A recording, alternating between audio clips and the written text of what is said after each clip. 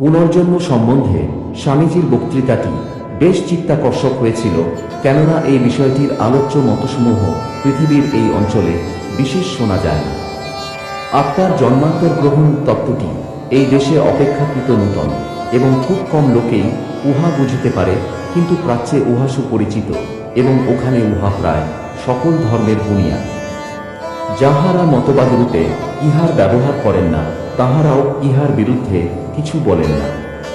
পুনর্জন্মতত্ত্বের মীমাংসার প্রধান বিষয় হল আমাদের অতীত বলিয়া কিছু আছে কিনা। বর্তমান জীবন আমাদের একটি আছে, তাহা আমরা জানি।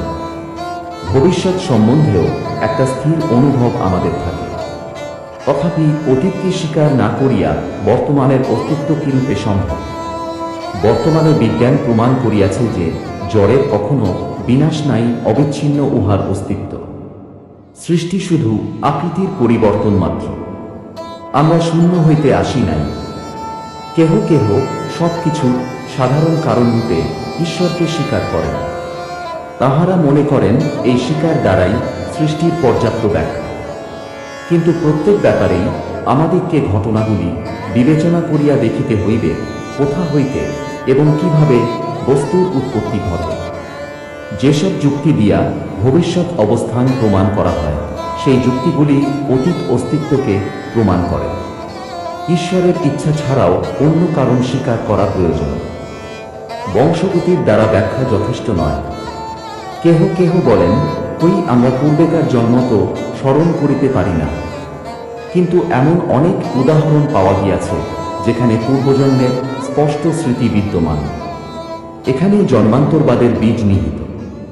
সেহেতু হিন্দুরা মুখ প্রাণীর প্রতি দয়ালু, সেই জন্যই অনেকে মনে করেন হিন্দুরা নিকৃষ্ট জনিতে জন্মান্তরে বিশ্বাসী।